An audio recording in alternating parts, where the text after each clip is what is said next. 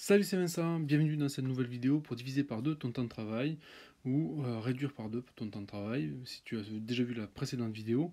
Ce que j'aimerais partager avec toi aujourd'hui, c'est la technique du porte-monnaie avéronné. Mais avant, je vais simplement te rappeler que, grosso modo, voilà, ton temps de travail, tu peux forcément mécaniquement le diminuer. Comme on l'avait vu, il y avait plusieurs leviers, notamment si tu te souviens bien dans la dernière vidéo, je t'avais expliqué que si tu améliorais la manière dont tu travaillais de 1% chaque jour pendant 70 jours, mécaniquement tu réduisais de moitié, de 50% ton temps de travail. Donc ça c'était un premier levier, mais on n'a pas vu encore comment on pouvait réduire de 1% par jour son temps de travail, de 1% ou de beaucoup plus, et donc atteindre ce résultat beaucoup plus rapidement. L'idée aujourd'hui, c'est effectivement de travailler sur cette partie-là. Et malheureusement, souvent, on a tendance à croire qu'il faut aller plus vite, il faut forcer plus pour obtenir ce genre de résultat. Et c'est pas du tout le cas, bien au contraire. En fait, il suffit d'améliorer tes process. Et pour ça, il faut commencer par les écrire, les implémenter et les améliorer petit à petit, petit à petit, petit à petit. Et ça va avoir des résultats énormes. Ça va te permettre d'obtenir des résultats vraiment spectaculaires. Mais c'est du travail. Et je vais te donner un exemple dans cette vidéo pour que tu comprennes un peu comment on peut procéder et comment toi tu vas pouvoir procéder aussi à la fin de cette vidéo. Je vais te donner un exo que tu vas pouvoir faire et implémenter toi dans ton quotidien pour commencer à gagner du temps dès maintenant.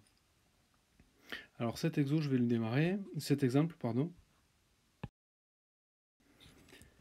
Ok, c'est quoi cette technique du porte-monnaie avéronné? Alors les avéronés sont réputés pour être un peu radins et du coup avoir du mal à sortir leur porte-monnaie.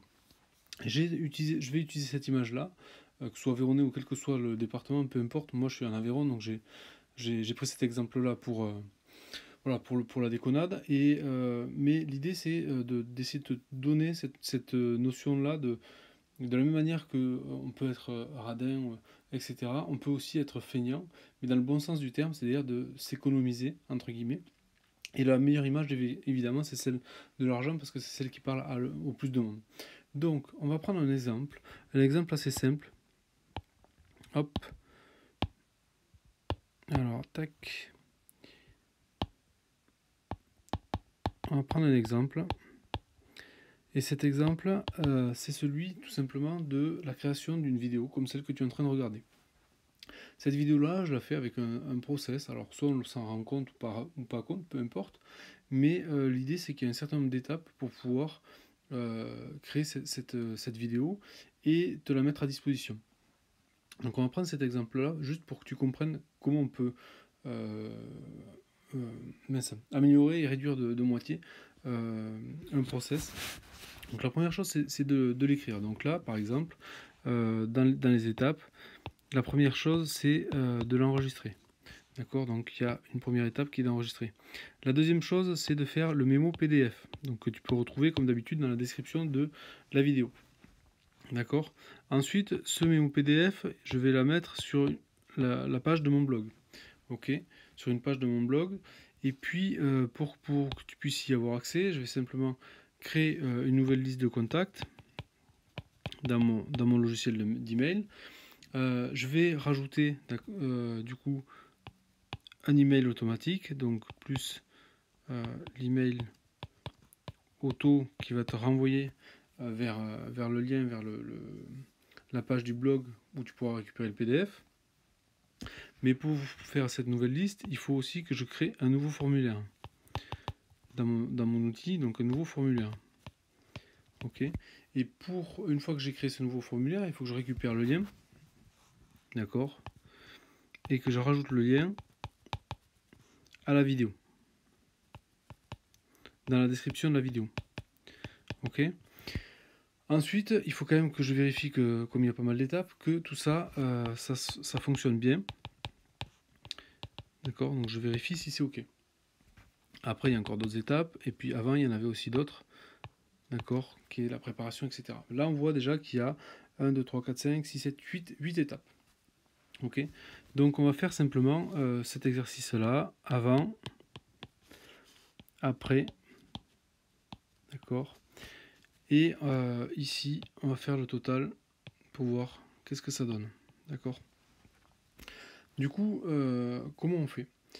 Là, on a un certain nombre d'étapes, ok. Et on va dire qu'on va juste compter en étapes. On va pas compter en minutes, on va faire simple. On va dire que il y a une étape à chaque moment, d'accord. Et que au total, on a dit que ça faisait 8. Ça marche. L'idée du porte-monnaie, c'est quoi? C'est que quand on achète quelque chose, le total de notre panier, d'accord, le total, c'est le prix fois la quantité. Ok. Pas de grosses nouvelles là-dessus. Maintenant, si tu veux pouvoir améliorer le prix, d'accord, enfin ce que tu payes, il va falloir soit que tu diminues le prix, soit que tu diminues la quantité, soit les deux. Ça reste assez logique. Donc par exemple, si tu as 1 fois 1, ça fait 1, ok. Si tu veux réduire de moitié ton coût, et peut-être qu'il va falloir que tu fasses 0,7 fois 0,7 euros, et là tu vas à peu près être égal à 0,5 euros, d'accord. Donc tu peux très bien réduire sur les deux tableaux de 30% et obtenir un gain cumulé de 50%.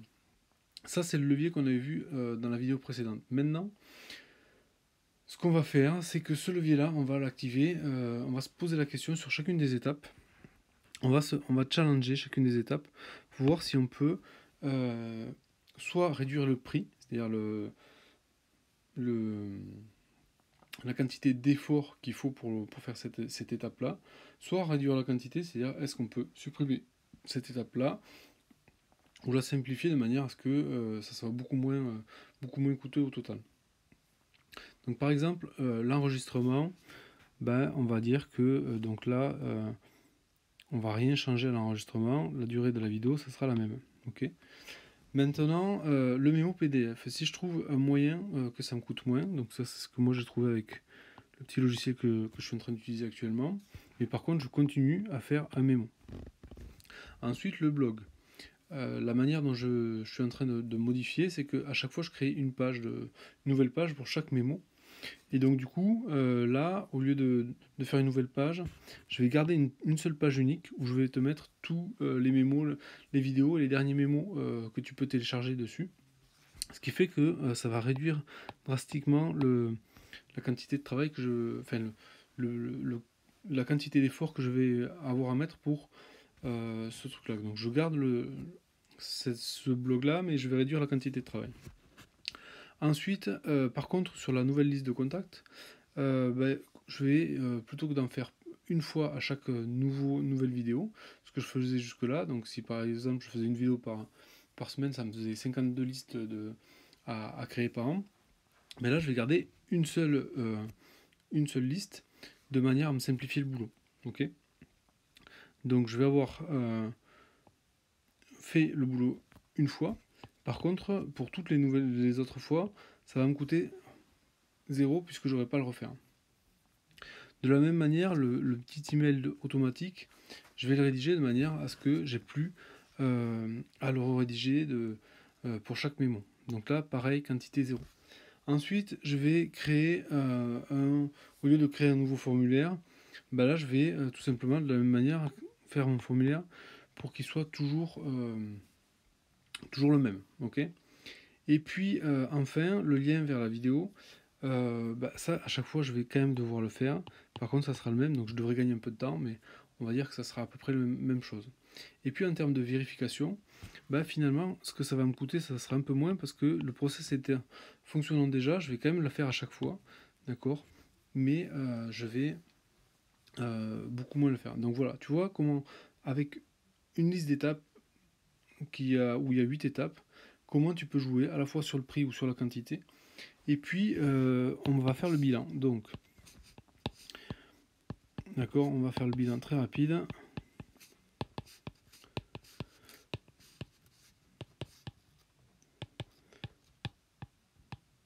Et donc là normalement on a 3,5.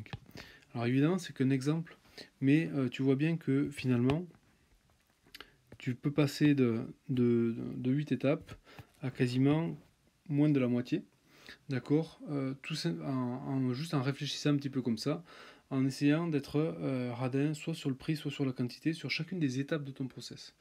Et c'est pour ça que c'est vraiment très important de processer tout ce qui est récurrent dans ton activité, de manière à ce que tu puisses activer ces leviers-là, même si ça te semble évident, tu vas te rendre compte en le faisant, et c'est l'exercice qu'on va faire maintenant, que tu as beaucoup plus à y gagner que ce que tu ne penses déjà. Et donc tu as vu ici, je vais quand même faire un bref, même si on ira plus loin dans la formation et que je te donnerai d'autres stratégies complémentaires, il y a quand même plusieurs stratégies. La stratégie, il y a une stratégie ici que tu as vue, qui est de supprimer, d'accord, carrément l'étape. Donc là, je vais essayer de le mettre là, supprimer, d'accord. Donc ça, c'est évidemment, c'est la meilleure stratégie. Maintenant, tu peux aussi changer une étape, modifier une étape. Donc c'est ce que j'ai pu faire par exemple ici, que ce soit sur le blog ici et puis sur la vérif OK, ça c'est ici on va simplement modifier une étape pour la rendre plus simple, d'accord. Donc on peut modifier, simplifier. Donc ça c'est un autre levier. Ensuite tu peux faciliter, c'est-à-dire que quand moi j'ai fait alors je vais reprendre une autre couleur peut-être. Tac tac tac. Non, tant pis, j'en ai pas d'autres. Donc on va faire comme ça. Ici, la vérification, elle va simplement être plus facile. D'accord, donc on peut faciliter. Ok. Et puis enfin, on peut éventuellement atténuer un certain nombre de défauts. Mais c'est à peu près pareil que faciliter. Donc tu vois, ces stratégies-là, si tu les utilises non pas sur que tu te poses la question sur l'ensemble du process, ça te permet, tu as des fois du mal à trouver des solutions, mais si tu prends chacune des étapes, tu vas trouver peut-être des petites pistes qui vont au final, en se cumulant, vraiment réduire drastiquement ton temps de travail sur cette activité-là. Et moi, ce que je t'invite à faire maintenant, c'est le petit exercice qu'on va faire ensemble pour que tu puisses faire ça sur une activité que tu as tous les jours dès demain. Ok, donc c'est quoi ton plan d'action? Ton plan d'action il est extrêmement simple. C'est que ce que tu vas faire, c'est que tu vas tout simplement choisir une activité quotidienne. Choisir une activité que tu fais tous les jours, d'accord, et qui est supérieure à 20 minutes pour que tu puisses voir vraiment les résultats. Donc ça, c'est ta première étape. Première étape, tu fais ça. Une fois que tu as fait ça, ce que tu vas faire, c'est que tu vas t'étaler ça sur 3 jours. Le jour 1, ce que tu vas faire, c'est que tu vas lancer un chrono quand tu vas démarrer cette tâche-là, d'accord. Et une fois que tu vas avoir terminé cette tâche-là, d'accord, ça va te donner, je sais pas, par exemple, tu vas mettre, admettons, 20 minutes, d'accord. Et tu vas noter simplement sur une feuille de papier ton process, les étapes, d'accord. Comment tu as fait pour faire ce travail-là, cette activité-là. Ça, c'est ce que tu vas faire le premier jour, ok. Premier jour, tu fais ça. Deuxième jour, ce que tu fais, c'est que tu prends simplement tes notes papier et tu suis tes notes papier. Ok. Tu suis tes notes papier et évidemment tu lances le chrono. D'accord. Chrono 2, chrono 1. Et tu vas simplement à partir de là regarder si tu as battu ton record. D'accord. D'hier. Ok, donc peut-être que là tu vas, parce que tu t'étais mis la pression, tu vas avoir peut-être mis 18 minutes. Donc tu auras peut-être déjà gagné 10% juste à cause de ça. Mais on a vu, c'est pas de forcer plus fort et d'aller plus vite, parce que c'est pas quelque chose qui va t'aider encore suffisamment. Ce que tu vas faire le jour 2, c'est que tu vas simplement essayer d'utiliser la technique du porte-monnaie Aveyronais qu'on vient de voir. D'accord. Aveyronais. Allez hop. Et tu vas essayer de simplifier ton process. Ok. Et du coup, tu vas mettre à jour ton process, tes notes papier, d'accord, avec ta nouvelle amélioration. Donc il te faut au moins une amélioration. Ok. À partir de là, en jour 3, tu vas relancer ton chrono. Ok. Et tu vas suivre ton nouveau process. Et là, derrière, ben, peut-être que tu vas te rendre compte que tu vas avoir un nouveau record qui va être peut-être à, je sais pas, 14 minutes. D'accord. Et à partir de là, tu vas déjà avoir amélioré ton process. Donc de 6 minutes sur 20, alors peut-être que j'aurais dû faire un compte rond, admettons 15 minutes. Donc ça fait 5 sur 20, ça fait 25%. Donc à partir du jour 3, tu auras déjà fait moins 25% sur une activité quotidienne. Donc admettons que tu es supérieur à 20 minutes. Donc tu auras gagné voilà, 5 minutes par jour sur cette activité de 20 minutes. Mais si c'est une activité d'1 heure, bah, tu auras gagné un quart d'heure, etc., etc. Tu vois un petit peu le principe. Donc l'idée derrière, c'est que ce process-là, on l'a fait en 3 jours, mais tu peux très bien imaginer que ça, tu peux le répéter sur d'autres sujets, et qu'il y a aussi une manière bien particulière où on peut utiliser d'autres leviers voilà, pour vraiment réduire ton temps de travail et être plus efficace et pouvoir te libérer du temps pour ce qui compte pour toi et passer au niveau supérieur. Soit avoir plus de temps perso, soit avoir un meilleur équilibre, soit rattraper du retard, soit bosser sur des projets plus intéressants pour toi, comme on en avait déjà parlé.